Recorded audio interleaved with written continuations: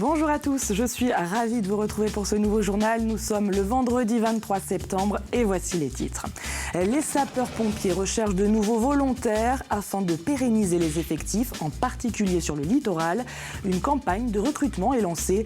Vous découvrirez dans ce journal comment une entreprise du département aménage les horaires de travail pour ses salariés, également soldats du feu. Surdosage, mauvaise association de médicaments. Chaque année en France, une hospitalisation sur 10 est due à un médicament, à un accident médicamenteux.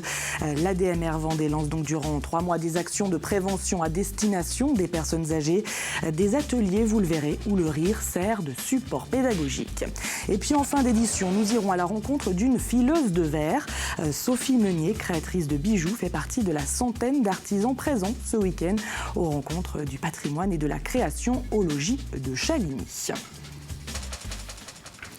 Ils sont étudiants, ouvriers, enseignants, infirmiers, mais aussi sapeurs-pompiers volontaires. Dans notre département, 2463 hommes et femmes donnent de leur temps en marge de leur activité professionnelle et de leur vie familiale pour venir en aide à leurs concitoyens. Mais alors, comment s'organise le travail en entreprise pour ces salariés qui doivent quitter à tout moment leur poste en cas d'urgence? Nous avons rencontré Serge De Paul, responsable d'un côté d'un atelier soudure et de l'autre du centre d'incendie et de secours de Saint-Martin-des-Noyers. Reportage Grégoire de Châtillon. Être pompier volontaire, c'est une vocation. Mais faut-il encore pouvoir s'absenter facilement et rapidement de son entreprise en cas d'intervention? Serge De Paul est chef de l'atelier soudure chez ce fabricant de machines agricoles de Saint-Martin-des-Noyers et par ailleurs responsable du centre de secours de la commune. Comme 5 autres de ses collègues pompiers volontaires ici, il réussit à allier ces deux activités en bonne intelligence avec la société. Grâce à un planning, j'anticipe le travail pour chacun de mes collaborateurs. Ce qui permet comme ça, si je dois partir sur intervention, que l'atelier puisse continuer de produire. Également aussi, comme nous sommes assez nombreux de pompiers sur l'enceinte de l'entreprise, on essaie de tourner un maximum, c'est-à-dire qu'on sollicite plutôt les salariés de production plutôt que les responsables. Serge De Paul est amené tout de même à se rendre plusieurs fois par semaine en intervention pour des durées allant de 2 heures jusqu'à parfois la journée complète. Pour le patron, pas d'absence à gérer, tout est basé sur la confiance. Aujourd'hui, ils s'absentent 1 heure, 2 heures, je sais qu'ils vont récupérer 1 heure, 2 heures. Chacun se débrouille entre guillemets sur la façon de récupérer. La Société Carré est une entreprise familiale de 90 personnes qui depuis longtemps emploie des salariés qui sont pompiers volontaires. Elle leur a même ajusté quelques commodités.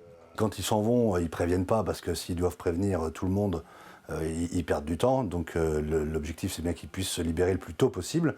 Donc on a mis tout simplement un petit système de lumière en place au niveau de leur bureau.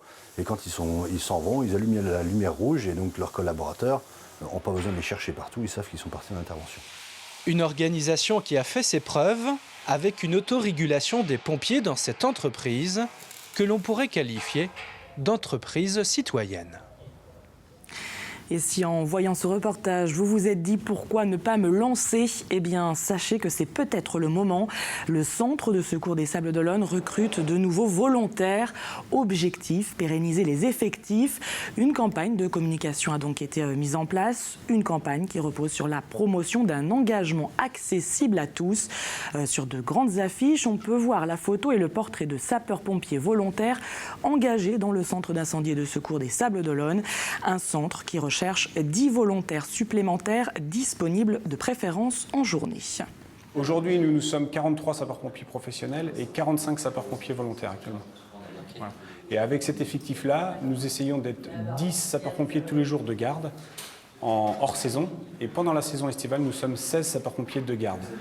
Maintenant, le but est qu'en plus de ces sapeurs-pompiers de garde en caserne, il y ait un effectif d'astreinte capable de renforcer l'effectif de garde pour assurer des interventions exceptionnelles.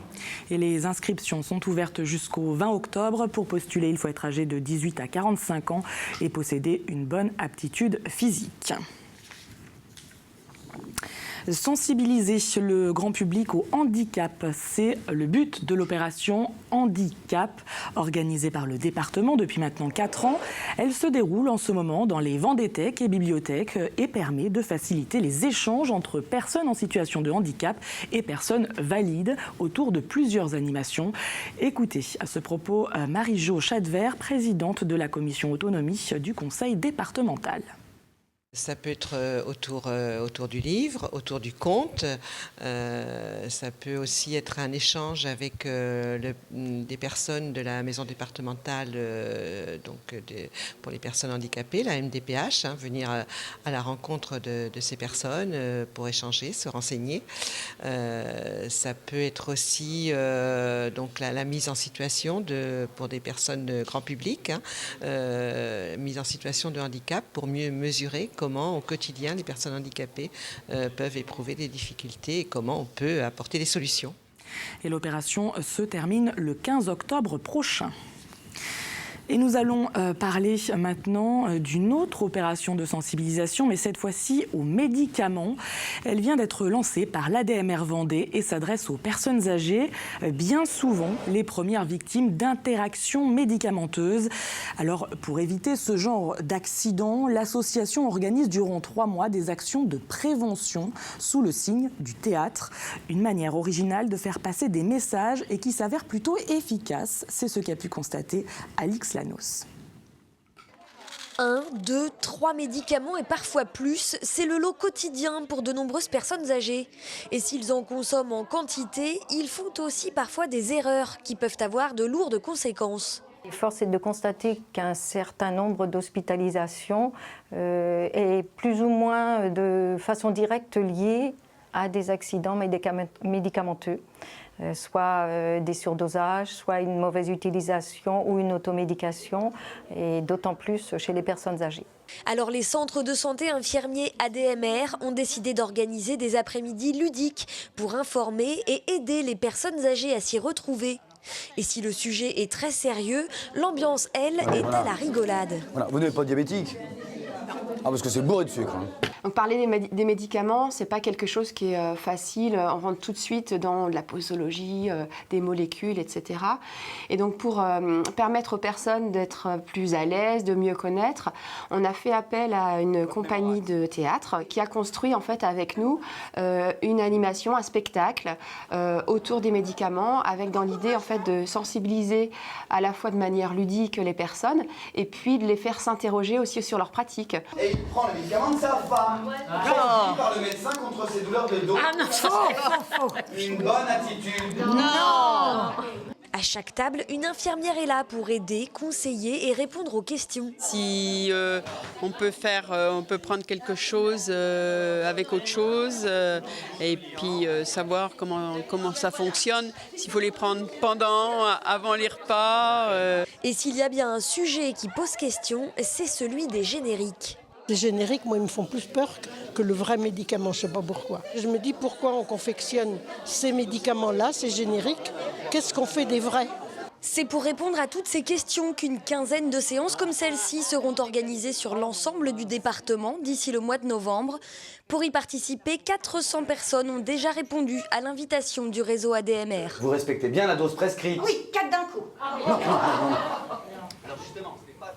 Le Puy du Fou ferme ses portes ce dimanche. C'est l'heure pour le parc vendéen d'hiberner. Mais avant cela, des champions de ski venus de Savoie, du collectif Made in La Plagne, ont pu profiter des derniers instants du parc. Ce vendredi, 6 grands sportifs ont joué les Vikings et ont pu découvrir les spectacles. Parmi eux, Julien Liseroux, qui a apprécié ce moment organisé grâce au partenariat signé entre le Puy du Fou et la station de La Plagne. Nous, on divertit entre guillemets les gens par notre sport, mais c'est de la compétition. Là, c'est purement artistique, quoi. Donc c'est un aspect qu'on fait rarement, quoi. Donc c'était vraiment une très très bonne expérience. Hier, on était quand même assez impressionnés de toutes les figures qu'il y a à faire. Alors là, c'était un rôle un peu moins physique qu'on avait, mais il fallait quand même courir. Il faut savoir se placer, pas aller n'importe où. Il y a un grand jeu avec les animaux, donc voilà. Mais ouais, c'est des vrais athlètes. C'est des vrais athlètes et il y a beaucoup d'heures d'entraînement, une grande passion. Et ça, je crois que c'est vraiment des dénominateurs communs entre le sport et les cascadeurs et les acteurs. Comme chaque vendredi, jetons un coup d'œil sur les rendez-vous sportifs du week-end. En basket, National 1, les joueurs de Chaland affronteront Orchy. Début du match, 20h, ce sera samedi à la salle Vrignou. Ce samedi également, le pays des Olonnes cyclistes Côte de Lumière organise une course sur route contre la montre. 6,5 km pour les minimes, 4,5 km pour les cadets. Quant aux juniors et seniors, ils parcourront 21,5 km. Premier départ prévu à 9h30 à la Motte-à-Char. Et enfin, samedi du côté de Fontenay-le-Comte, deuxième édition du Trail de la Renaissance, une course à pied qui se déroule en centre-ville. 2 parcours sont proposés, 15 et 7,5 km. Et ce week-end, si vous préférez le vélo à la course à pied, sachez que le syndicat Vendée des Îles renouvelle l'opération Vélo Océane, une manifestation familiale ouverte à tous qui propose cette année 2 parcours au départ de la Barre de Mont, l'un de 24 et l'autre de 38 km. Plusieurs animations sont proposées durant cette journée. Il sera possible par exemple de faire du paddle, du kayak, de la tyrolienne ou encore de découvrir la fabrication du fromage. Des spectacles et des concerts sont aussi au programme. Sur place, il sera possible de louer des vélos car cette manifestation a pour but de promouvoir le cyclisme en Vendée. C'est ce que nous explique Rosiane Godefroy au micro d'Aurélien Huard. C'est vraiment un vrai outil de communication. C'est comme ça que nous l'avions envisagé en 2003 sur la filière vélo. Parce qu'on sait que la Vendée a fait d'énormes investissements sur le vélo. Les communautés de communes en ont fait également sur les pistes cyclables en site propre. Et je crois que Vélocéane s'est inscrit dès le début comme un vrai outil de communication. Je crois qu'aujourd'hui, on gagne notre pari parce que c'est plus de 6000 participants que nous avons sur Vélocéane tous les ans. Et le départ, c'est samedi à partir de 9h30 à la Barre de Mont. Et puis une autre idée sortie pour ce week-end du côté de Grosbreuil. Les écuries d'Arpaillange organisent pour la 6e année consécutive une manifestation autour des chevaux. Un spectacle sera proposé au public intitulé Instant équestre. Ce spectacle a été mis en scène par Lucien Grus, un célèbre dresseur de chevaux que vous connaissez peut-être. Il fait partie de la lignée des cirques Grus. Il est formateur au Puy du Fou et c'est surtout un passionné. Antoine Ordinez a profité de sa venue en Vendée à l'occasion du spectacle pour le rencontrer. J'ai passé 40 ans de ma vie à faire applaudir les gens. J'ai eu la chance, bien sûr, à travers ça, parce que j'ai eu de la chance. Le cirque a fait de moi un artiste. Mais en parallèle, mon père a fait de moi un homme de cheval, qui m'a permis de rassembler ces deux choses et de faire mon travail, mais toujours pour le plaisir des yeux. Mon meilleur public, ce ne sont pas les gens de chevaux, c'est les gens qui n'y connaissent rien parce qu'ils réagissent. Parce que j'aurais toujours présenté des choses très visuelles et pas vouloir me faire passer pour ce que je ne suis pas. Et le spectacle Instant équestre est à découvrir ce samedi à 17h aux écuries d'Arpaillange donc. La passion qui nous amène maintenant vers un autre métier, celui de fileuse de verre. À La Roche-sur-Yon, Sophie Meunier a choisi de créer des bijoux à partir de verre de Murano. Un travail qui demande de la patience et beaucoup de précision. Cyril Guillet.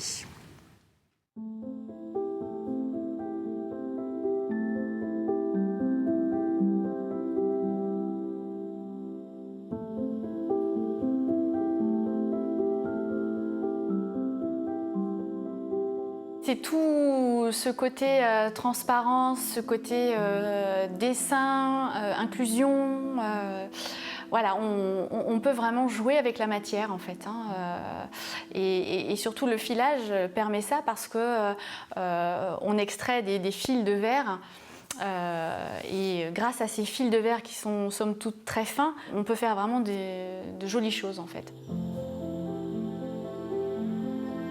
Travailler sous une flamme oscillant entre 400 et 700 degrés selon les besoins, elle modèle ses tiges de verre pour en faire naître des perles.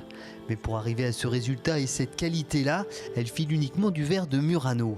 C'est un verre tendre, voilà, qui est très intéressant à travailler au chalumeau parce que justement, on peut assez rapidement, en temps de chauffe, obtenir vraiment la texture souhaitée, la viscosité souhaitée. Avec cette pratique, Sophie Meunier fait revivre un métier qui avait presque totalement disparu, mais qui retrouve peu à peu ses lettres de noblesse. Il y a eu effectivement, dans les années 1920-1930, il y a eu une grande vogue en France, et notamment Coco Chanel qui avait sollicité les perliers pour réaliser certains bijoux. Après, ça s'est perdu parce que ça demandait beaucoup de technique, beaucoup de main-d'œuvre, et puis que finalement, petit à petit, on s'est rendu compte que le plastique, les résines, on pouvait avoir de chouettes résultats plus rapidement et sans forcément de main-d'œuvre. Et finalement, on a délaissé ce métier-là. Car il faut du temps pour réaliser une perle. Comptez 10 minutes pour un modèle très simple, 30 minutes pour une décoration plus complexe. J'estime qu'elle est terminée, celle-ci. Donc là, je vais la mettre dans le four, la positionner dans mon four. Et en fait, le four, il a un rôle capital pour stabiliser le verre, en fait. Pour être résistante au choc, chaque perle passe 4 heures dans ce four chauffé à 480 degrés. Puis il faudra encore patienter 4 heures que la température de ce dernier descende progressivement. À ce moment-là seulement, elle trouvera sa place peut-être sur un collier, un bracelet ou bien une boucle d'oreille. Un très beau travail qui sera présenté ce week-end aux rencontres du patrimoine et de la création au logis de Chaligny. À cette occasion, Sophie Meunier délocalise son atelier pour des démonstrations. Avant de se quitter, un mot sur les prévisions météo du week-end. Des prévisions qui sont plutôt bonnes puisque le soleil nous accompagnera samedi comme dimanche. Côté température, il fera jusqu'à 27 degrés samedi. Dimanche, ça baisse, 22 au maximum de la journée. C'est la fin de cette édition. Merci de l'avoir suivi. J'aurai le plaisir de vous retrouver lundi pour une nouvelle édition. D'ici là, je vous souhaite de passer un très bon week-end.